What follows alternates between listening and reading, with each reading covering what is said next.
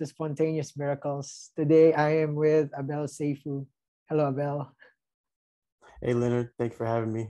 Yeah, I'm so glad to have you here because I've been watching your videos and I'm really drawn to it. I'm really impressed. I really like the contents of your channel. And one particular video that I was just scrolling through YouTube and then I saw this video you made and the title is Present Non-Duality. And I'll put an excerpt, 1 minute excerpt here. Maybe.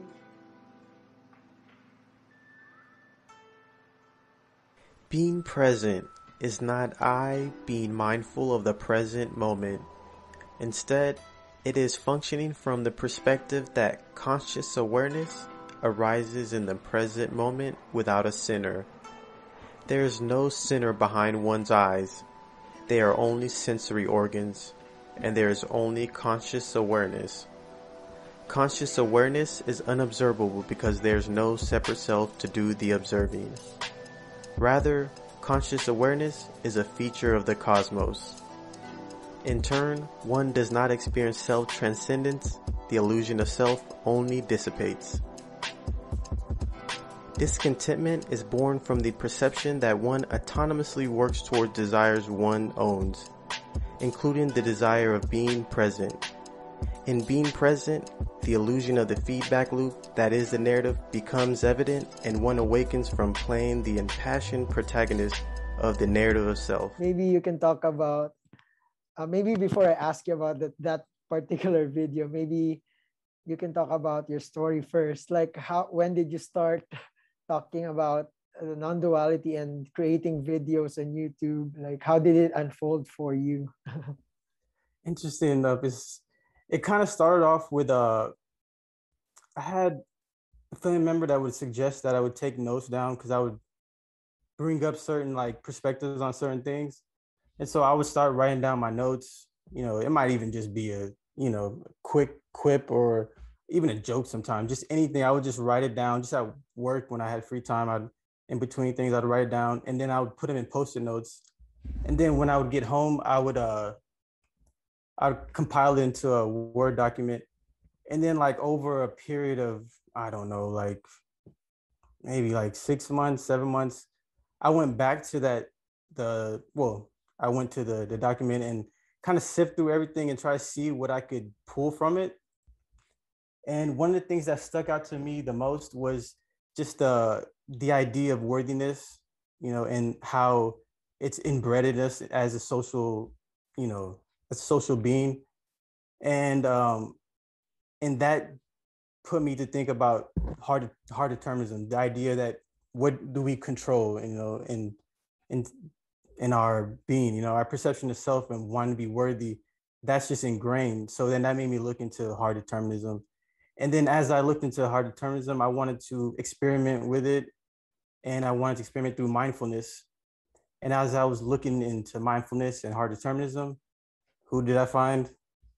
You guessed it, Sam Harris. And that's when I saw his book, Waking Up. I listened to the audio version, of course. I didn't read the book. And I loved it. It was really, enlightening, eye-opening. And from there, of course, it wasn't just his book. I looked through a lot of different people, a lot of sources. When you look into these type of things, you see little excerpts from so many sources. And I gained so much insight from a lot of sources, but his book played a big role. And looking into Alan Watts and listening to his speeches was a big part of it. And then basically over time, I continued that. After I had that worthiness thing, that kind of made me say, okay, I want to continue doing it. And, so I just continued doing that, taking notes.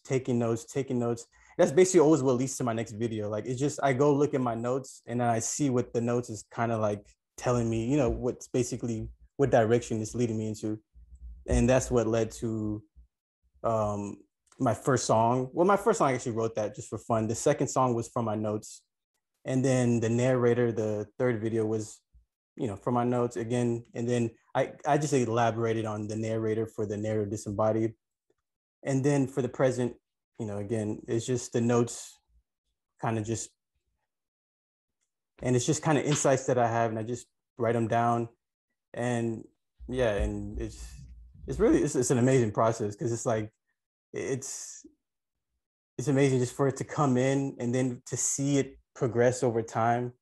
And then, I'm like so amazed to see what the next video. I expect to have, like, from all the notes I have now, I'm thinking I'll probably have another one by the end of the year. So yeah, we'll see what that'll hold. Nice. I I like the I like the contents because you put a creative video and you mix it with music and then like the summary of that particular video that you made, like maybe you can expound on it. The most, what I can remember is the me has no center. Something like, everybody, I don't know. If you're a seeker, if you're in the spiritual search, maybe you've, to the listeners, you've listened to, like, there's no me, and the mind is an illusion. Maybe you can talk about that in your own, maybe in your own insights, in your own perspective. Ultimately, it's the way I write them again, because through the notes, and I try to make them as short as possible, and so they do become very dense. So it's like, we'll go. The idea is that it's purposely dense, so sometimes it can be, kind of hard to follow along. But ultimately, it's about the present. Just the idea of present. Right now, people have the idea of mindfulness is, being present in the moment.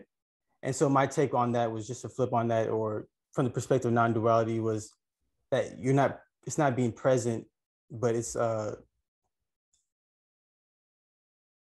being present without a center, basically. The idea that you feel like you're the willer of everything, and you're controlling everything.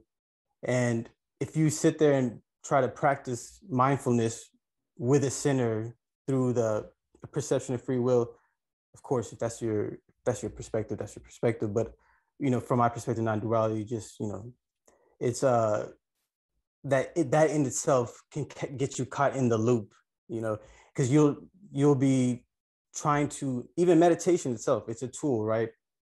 Being mindful, it's a tool that can be very useful in being productive, relieving stress, but it itself can be an issue if you get caught up in the loop of feeling like, I'm not doing this, I'm not doing good. How many times people have sat, I mean, I did this for years before I even heard of what non-duality is or anything, where you're meditating and you feel like you're failing, like you feel like you can't do it, and you get frustrated, and most people just burn out after a certain amount of time. And so, not to go too far on a tangent, but basically that's ultimately what the core of the video is. It's the idea that it's that being present is without a center, and that's where I feel like we get caught up in the process of, in seeking, as you were saying. And so, yeah, I mean, it's dense. I put a lot of things in there, but we can go line by line. I mean, I don't have it, out, but that's basically the core message in it. That's the main thing. Yes. I I like that because unworthiness is really a theme that I think the seeker, personally speaking, I grew up Catholic, and when you're Catholic, you're bound to believe, there's a belief that there's a deity up there judging your every action. If you're not doing this right thing, you go to hell when you die.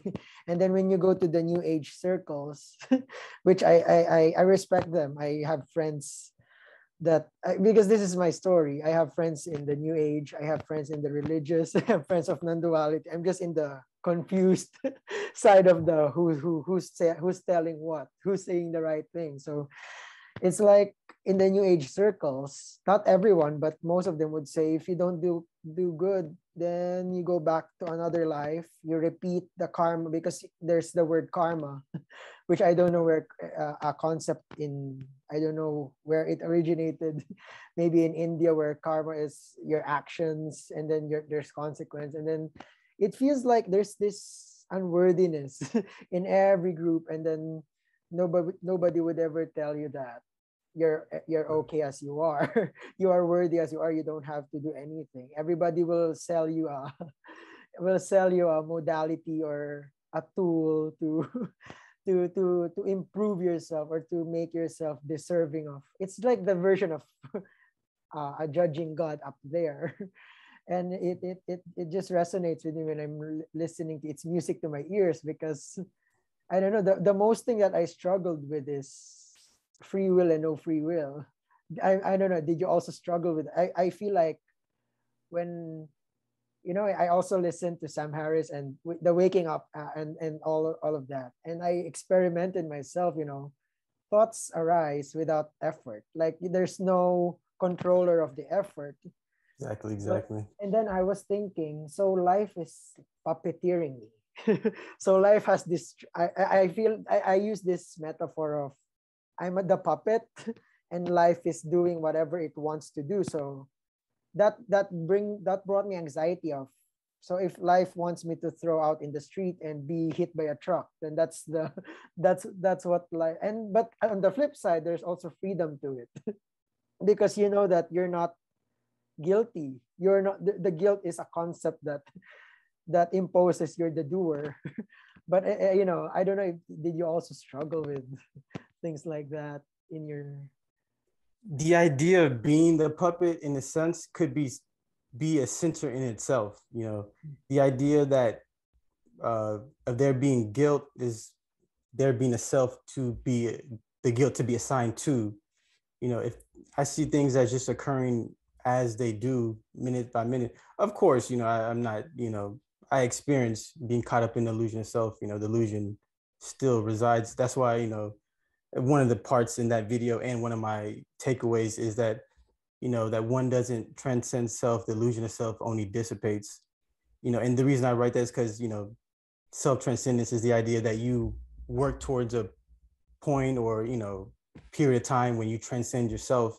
And from the perspective of there not being a self, the self only dissipates. But the dissipating part is the part, because the reason I put dissipates, because the self is always there. It's always around the corner. To me, it's dissipated. You can see it for what it is more over time. And again, the idea that it's a you seeing it, it's not really a you. It's more or less a thing that occurs over time, and nothing happens overnight. Rome wasn't built overnight, type thing. So I don't. In terms of feeling guilt, do I feel guilt? Is there periods of time I feel guilt? Definitely, but that's only being caught up in the narrative and from the perception of there being a center, of there being a self to assign the guilt to begin with. With that being said, there's no idea of being perfect, of course, but we all fall to our lower selves. We might not be the most compassionate that we can be in every moment. Sometimes we might be defensive. We might take what somebody says and take it personal. We own that, put it to our narrative. How many times have you heard somebody say something and you interpret it wrong? Most of the time, we probably don't interpret what people even say correctly. Communication is really hard. Communication is one of the most difficult things. So so not to go too far in a tangent, but yeah, that's to me. I don't feel the idea of feeling like I did feel that for at a certain point. I did feel that, but at this end of the day, it's in the present moment. There's peace. There's peace in just having homeostasis, right, in your body, just being calm and having everything that you need. And that, yeah, I'm sorry, I'm going a little bit on a tangent, but ultimately, I don't believe it to be. I see that as kind of seeing a center in itself. Yeah. I like when you say, I don't know, the what can you say about like using non-duality as because I think some people use non-duality and as a means to solve the problem. Like like it's another belief system instead Right, of right, seeing it as for what it is. You know what I mean. Like some people can, because the mind is tricky. The mind can use that right, philosophy, right. quote unquote, or that belief system into another reality instead of, when you're not, when it's non-dual, it's this, right? Right. It's here. But what can you say when the mind likes to like play with that idea and then apply it into its its own world, and then it's another philosophy without you knowing it, without the person knowing it. Right, right. Um, Ultimately, it's your perspective on what non-duality is your perspective. Can't really be convinced either way. But this is actually why I approach my channel the way I do. I stick to just giving takeaways from the perspective, and of course, from my perspective, they're ultimately, from my perspective, there's ultimately not another perspective if I see it from the perspective of non-duality. You know what I'm saying, like this. But ultimately, I try to take a soft approach. So, because my whole goal is to approach people who aren't necessarily seeking, who aren't looking into philosophy, because I find that to be uh, a good portion of people who just don't even look into the idea of philosophy or look into, their idea of self or anything like that. And so I stick to just offering the takeaways and not trying to get into the nuts and bolts and trying to get into the nuances of non-duality, what my perspective, is on all of that. For me, it's more about the perception of self and how do we perceive ourselves and others and what the results of that is. That's why I'm seeing that that's basically what my main thing in my, that I'm offering takeaways from the perspective, but ultimately it's on takeaways from the perception of a self. And so the way people might take that and take it on as a philosophy,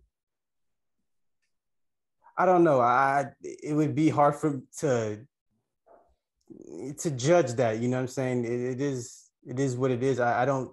I mean, at what line do you delineate when somebody takes it as philosophy, when somebody doesn't? I really, of course, there's certain things that I would say I don't disagree with. Ultimately, but um, I don't know if I would go as far as saying, I don't know if I could say that they're taking it as a philosophy. I don't, I don't know how I would, but I see what you're saying though, definitely. Yeah, I talked about that because I used to be like that. I took the because I've been watching videos, and then there's this, when the mind is on loop of I wasn't able to catch that it was already taking the words into another Bible, and Right. until I caught and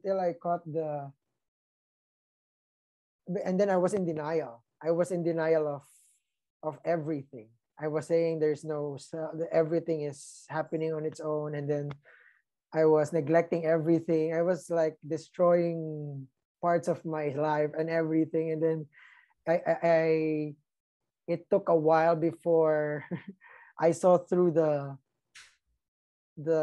things that mind is doing. It's tricky. It creates Right. another form of reality and stuff. It's And kind of like, I don't mean to cut you off, but it's kind of like going back to the whole idea of meditating. It's a great tool, but if you get caught up in feeling like it's you willing the process, it itself can cause you stress. It itself will just be, it's like Alan Watts. He has it's a real great speech about or part of a speech where it's about worrying, where if there's worrying, and then you can get caught up in the process of worrying about that you're worrying, and then you're just caught up in the loop. And in the same way that you're trying to meditate and get to a place of peace, you can end up being caught up. I mean, get caught up trying to meditate and frustrated in the process of meditating instead of what is occurring and allowing that to be allowing that to be the peace in itself. And then hopefully that same peace in the present moment translate outside of that practice itself into your normal life, into the most stressful moments in your life, you know. I'm sorry, I went off. I talked for longer. I'm sorry. No, I like your perspective. It's like the mind will create another reality. But it's hard to catch the mind because it's normally thinking and thinking and thinking. It's the way it is. It produces thoughts and thoughts and thoughts, and catching it is another trick. Like you mentioned Alan Watts. He's saying you cannot bite your own teeth, or you cannot. What do you call this? The biggest ego trip is killing the ego that doesn't even Right. exist in the first place. Right, So right. it's tricky. It's paradox. I don't know. It's really tricky. But when I don't know, that's why when people watch our when I watch our contents, there's no much mind work. It's just the flow of the perspective. It's direct. It's direct to the point, and I don't know. Maybe I asked this to other people I interviewed before. Like, maybe if I ask you what is the meaning of life is, what would be your answer? Yeah, no life. Um, I honestly, I don't have the answer to that. What the meaning of life is. I definitely don't believe that. I truly don't believe that I had the full picture. You know, I don't. Of course, you know, I don't believe that. I can't say that nobody has the full picture. You know, I can't say that. But what I'm also trying to say is that I've experienced things. You know, I know there's so many experiences that people have that, you know, can be explained or understood, and people have a lot of, you know, there's a lot of perspectives that are valid but aren't fully understood. So in terms of what the meaning is from my perspective, um I can't say that I know there to be a meaning. It's interesting that you asked that, because, you know, in life, I don't know if you have you ever experienced any synchronicities in your life before? Yeah, there's a lot.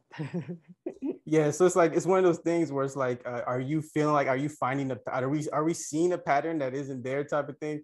So like I've experienced a lot of synchronicities in my life, but at the same time, I mean, I don't, you know, it's so weird how so many things line up in this just really just amazing way. Really, you know, could be coincidence. You know, it's one of those things where things don't seem probable, but in reality, the probability is higher than we think. I don't, you know, ultimately, I don't know.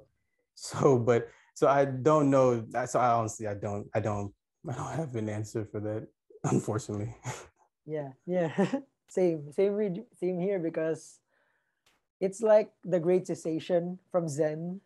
Like, the person is okay with not knowing the meaning, but he goes on with his life, not knowing I don't know what the great cessation, but I've read that it's the end of the search. Like, there's no more like trying to look for the meaning here, meaning there. Like, the questions have dissolved.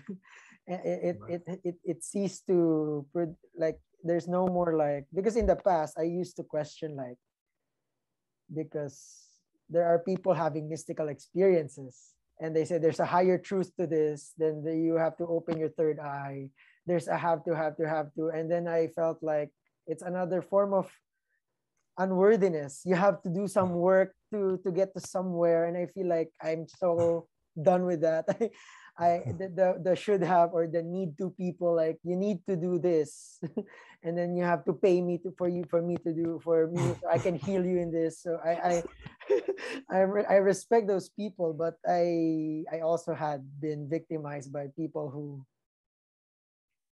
who who produced some fear in that area. Like, there's a lot of like, if you don't do this, you repeat 1,000-year cycle of reincarnation, because that's a bad thing. And I feel like it's not it doesn't sound, it sounds like another Bible in a Right. way, and that's another form of unworthiness. So yeah, I in a way, the confusion is a blessing because in the place of I don't know, you're in the open field of possibilities. Like anything can happen. uh, I think about worthiness, I think one of the most important part of realizing, one of the best benefits of realizing or seeing what the self is and knowing that you're worthy, and that this narrative that we have of ourself, which is completely subjective, just never reflective of reality, is that when you see value and see yourself as worthy just as is, every other person also becomes value just as is. Even people that you might find that might bother you, might trigger you or whatnot, you see them as is. They're a full-fledged human being who were born as a child and lived through their whole life. How they feel, how they act is legit, is valid. Even if we disagree, of course, now, especially in America, hey, there's so much division, like on every single subject matter. So like it's so much division right now. And so it's like that to me, I see as the most value. It's cheesy as it might sound, is the peace that can come between people, and to see each other as, yeah, we disagree with each other, that's fine, we can disagree with each other, but see each other as being worthy just as is, and try to understand, want to understand. yeah, that's music to my ears, because you mentioned like a lot of division right now, because I have like last year I'm in the middle of friends who are pro-vaccine and friends who are anti-vaccine, and then both are good friends. You cannot say the other is bad and the other is good, and the other way around. And then later on you see that some people don't have vaccines and they're doing good, and some people took the vaccine, they're also doing good. So you see that everything is valid in this playing field, and you see it for what it is. It's just a practical example. I find it a blessing, because I used to find it as a curse, having friends with different perspective, and you don't know who to discard, who to really side with. And when you see that everybody's just playing a role, like everybody's just, I don't, that's my version of life is a dream. It doesn't, you know, like the nursery rhyme, row, row, row your boat gently down the stream. It's like life is a dream. I like Ramana Maharshi always say that. I used to try to analyze what it is, but later on, you see how life is just impermanent in many angles.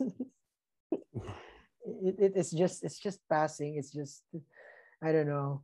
Maybe another question that's arising right now is the what about fear of death?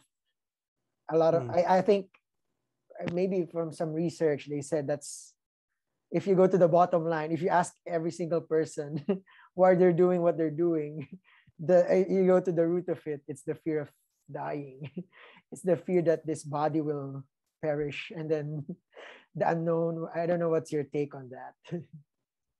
Honestly, I, if I'm being completely honest, I'm not trying to sound like I don't fear death at all. I do fear a painful death. I fear that, but I don't like I genuinely don't fear death. I don't want an you know you know painful, or like don't want an untimely death either. Ideally I would live long, but in terms of fearing dying, like it just ending, I mean, I honestly, I don't fear it just ending. Right? It's going to end one day. It's going to end one day. Like I live my life based on that, with that understanding that, and of course, I from what I know, I live my life like I only have one life. And I base all my decisions on like that. I don't get a second chance to live how I want to live, or live how I see fit.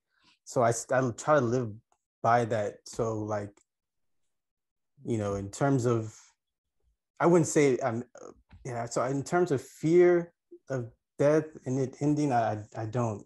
I really don't fear it. Yeah.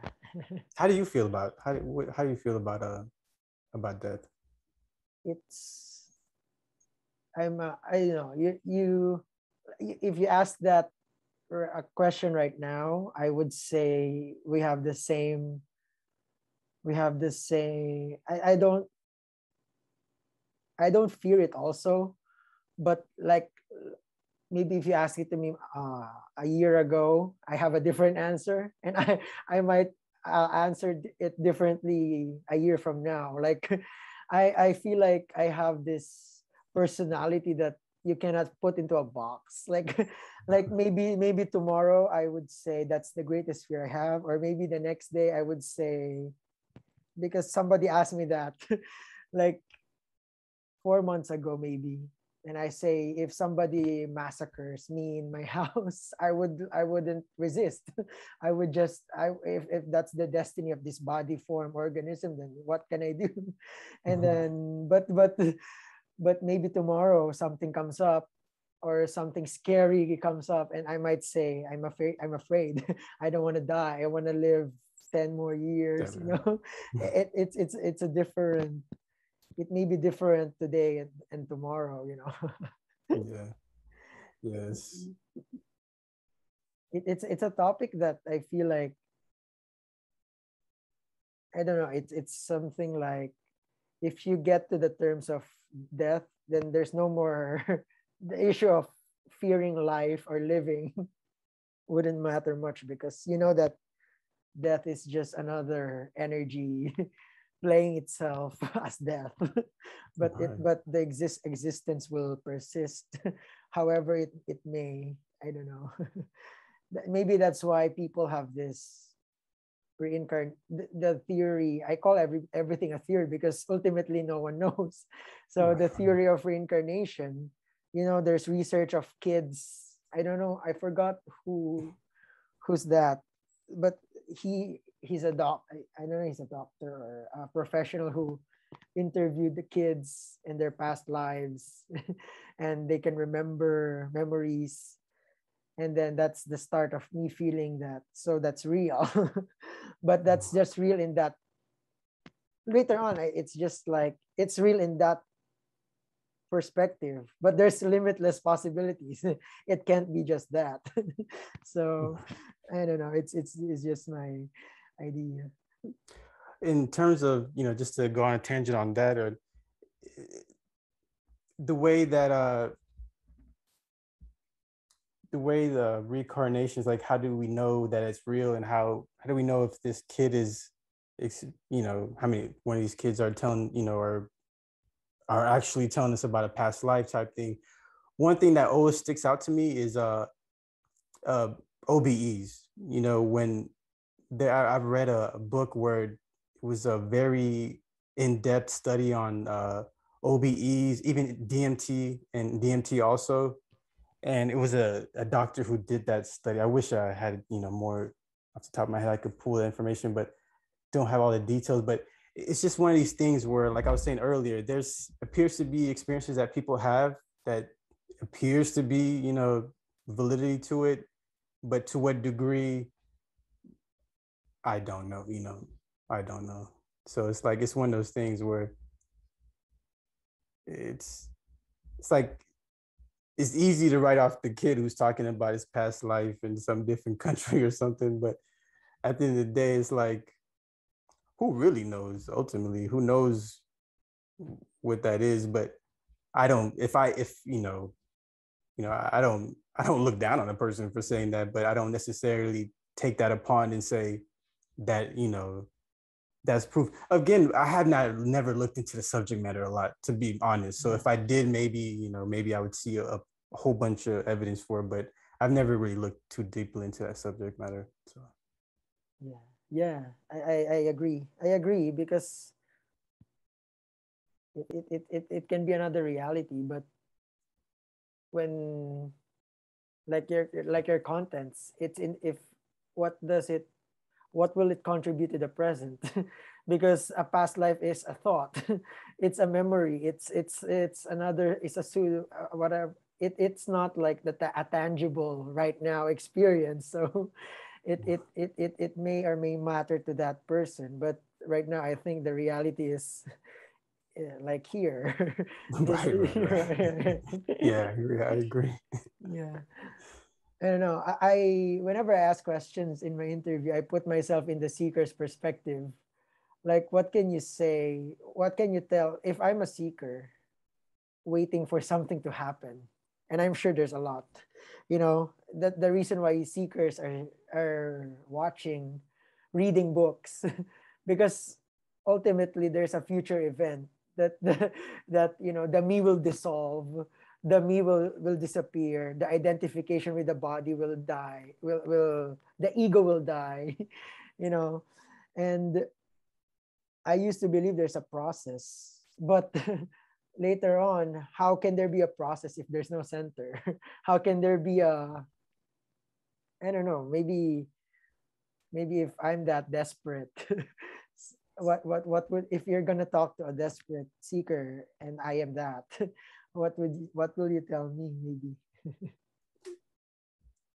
Uh, the present is it occurs with no center. I'm sorry. No, I'm just kidding. Like, ultimately, things occur as they do. It, it, things occur as they do. So ask yourself, why are you even seeking? And why is the person that you know who's maybe a friend or family member who doesn't seek? Why is that occur? Why does that happen? That's how I would say it. Why, like, there's a reason why you're seeking. There's a reason why you're even interested. There's some people who are just naturally just curious about the subject matter. So I would see it as, what brought you here, and wonder why somebody else wasn't brought to the same place. And, that kind of circles back to there not being center of, it's not the idea that you chose to be a seeker or chose to be interested to look into the subject matter is, from my perspective, is illusion in itself. Yeah, yeah, that's a good one. It's bring it back to the questioner. You because the question has the answer. From like the saying, what you're looking for is where you're looking from, what you're looking from. Like it may, the mind will analyze that. The mind will try to put like another concept into that, but yeah, that makes sense. Yeah, maybe my last question is, I don't know, this has been a debate and many people have put perspectives on it. But is there really free will? Or is free will an illusion? People say free will is an illusion. But yet it feels like I want to get this phone and then I picked it up. The person feels like he is the center of the creator of his reality. I managed to go to college. I. But the saying, you can do what you want, but how can you will what you want to do? Where is it? And I don't know. You cannot bridge it. You cannot bridge free will and no free will, because the word free will is ironic in nature. It's redundant. Like, Yeah. if it's a will, it's a will. Why do you have to say it's free? Like, it doesn't even make I remember when I realized that, I was like, this is I mean, I remember I realized that it's been a while since I've even contemplated the idea. And I was like, wait a minute, free will is even redundant. I mean, of course, it's a matter of you could argue it's semantics, of course, but it's just funny when you look at it that way, when it's free will, when it's like, what is will that isn't free? What does that look like? Either you can will it or you can't. Like, Yes. Yeah. I it's really nice talking about this with you, because it's a different energy when you're watching your videos and we're talking directly like this. right, Uh, right. yeah, I And don't. Yeah, go ahead. I've really enjoyed myself. Yeah, really enjoyed. Ah, yes. It's like, I don't know. It feels good uh, connecting with you today. Maybe do you have events, or maybe uh, if people want to connect with you or watch your YouTube channel, maybe you can invite them. before we like end this the podcast? Yeah, well, check out my channel. It's Abel Seifu, which is spelled Abell, last name Seyfu. And right now I plan to have some videos by the end of the year. Should have another short piece. I was planning to do a live, actually at the end of this, right now, around this time period, I was planning to do a live. I'm probably going to push that back a little further back. But yeah, check me out. If you want to discuss anything, feel free to reach out to my email. It's on my channel. And yeah, again, Leonard, I really appreciate you know, asking me to do this. This is really fun. Like, I really enjoy just even discussing the idea of non-duality, life in general with you. It's been fun. Yeah, it's I stopped doing this for a while because I, like I told you, I went through a crisis. I deleted my social media, I even deleted my YouTube, and then I slowly went back to it, and I noticed that it's a different energy now. Because if you look at my interviews in the past, I I was that desperate seeker. I was expect like if I had interviewed you like months ago, I would have an expectation that you're gonna give me something that I don't have yet.